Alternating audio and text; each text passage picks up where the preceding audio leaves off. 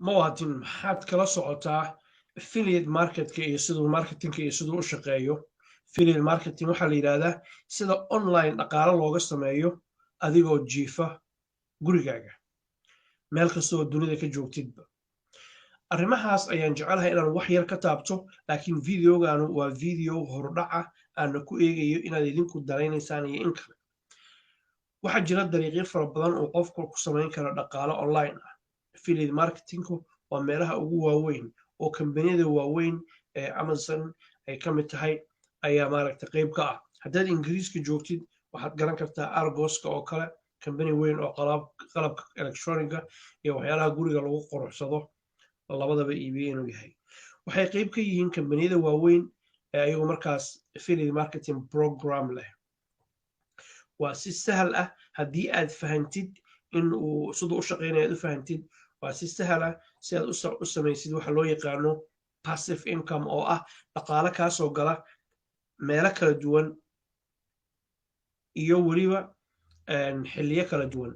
mithaal ahaan haddii 4 ilaa 3 company affiliate marketingkooda aad qayb ka tahay, waxaa laga yaabaa bisha soo socoto markay dhammaato oo kale inuu mid kuu soo diro 2,000, midna kuu soo diro 1,000, midna kuu soo diro 3,000 depending of waxa ay markaas ayagu ay iibinayaan iyo audience kugu xiran waxa ay ka iibsadaan iyo say u iibsadaan. dabcan linki bay ku siinayaan, linkigaasay dadku kala garaynayaan.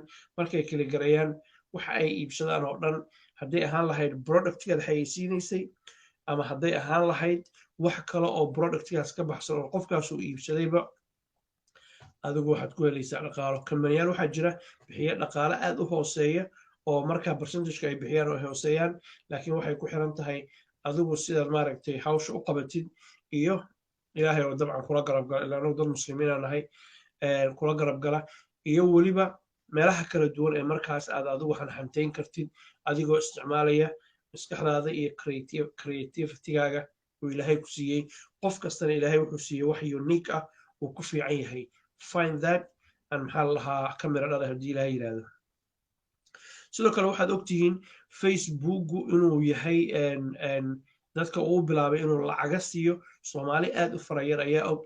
anigaan idinla hadlaya muddo badan ayaan ku jiray facebooka, laakiin arrintaa wax badan kamaan ogeyn. dhowaan ayaan wax ka ogaaday. markaan wax ka ogaadayna waxaan arkay dad fara badan inay dhaqaale siyaabo kala duwan uga sameeyaan. dadkaa dhaqaalaha ka sameeya waxaa ka mid ah saaxiibbay lilaahi oo aad iigu dhow, laakiin imaysan sheegin xaqiiqatan intooda badan. dabadeedna khasabad yar intay ku muteen bay waxay ku mashquuleen waxa la yidhaahdo, waxay ku jireen jiif oo jaq oo guryahooda ayay baarbaarib jiifeen iyo jeego. laakiin madaxweynaha mustaqbalku markii wax fiican uu arko suurtagal ma ahan inuu keligii iska dhuuqo uu iska seexdo. mas-uuliyad qaran baa odayga saaran. sidaa awgeed waxaan jeclaystay inaan idiin soo bandhigo barnaamijkan oo bilow ah si taxaraana markaas qofku siduu uga samayn karo online lacag, hadday ahaan lahayd affiliate marketing iyo hadday ahaan lahayd social media qaybihiisa kala duwanba, gaar ahaan ninka la yidhaahdo facebooka. haddaad maraykanka joogtid, ingiriiska joogtid, meeshaan yar ee yurubtan dhexe la yidhaahda aad joogtid, ama africa ama carabaha aad joogtid oo kale, waxaa suurtagal ah haddii aad fahansan tahay siduu nidaamka u shaqeeyo oo aad fahantid algorithmka iyo nidaamka iyo sharciyada iyo maxaa la lahaa community guidelineska, inaad xaqiiqatan aad gaari kartid inaad dhaqaale ka samaysid, aadan aad ugu dhibtoonin, wax badanna kaa saacida.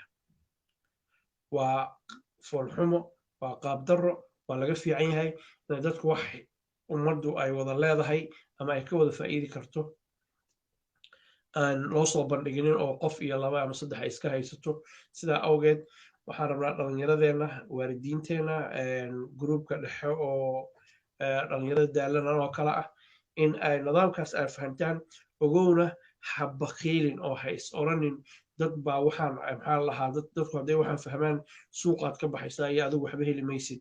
si kastood u orodid ama u dadaashid, maalin walba bariiskii lagu qoray ka badin maysid. allah u naxariistay abshir faarax nuur bacadle wuxuu yidhi, abshir bacadle, war hoy dalabka quruxsada arsaaq waa naloo qoray. marka adigu dalabkaaga quruxso, gacmaha cirka u taago, ilaahay subxaana watacaala waa kuu soo buuxinayo, laakiin walaalaha ka hor istaagin.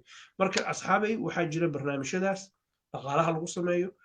facebook dad badan oo Soomaaliya ku xiran, fadlan dhaqaale ka sameeya naftiina iyo ehelkiina ku dabara sadaqo ka baxsada horeyna u socda haddii barnaamijkan aad rabtaan inaan soo badiyo fadlan hoos iigu soo qora si aan markaas si tafatiran oo diib ah oo hoos intaan u dhex galno caloosha uga dooxno dabadeedna qof kasta maaragtay wixii ilaahay uga qoray uu ka helo ama ugu yaraan aad fahantid waxaa qaabdaraa inaad daawatid maalin walba fideoyaal waxba aan kaaga kordhinin fideoyaashaas dad baa dhaqaale iyo lacag ku sameeya waa timekii adigu aad dhaqaale samayn lahayd rice guul baa inoo rajeynaya asalaamu calaykum hoos iigu soo qora saaxiibadiina la wadaaga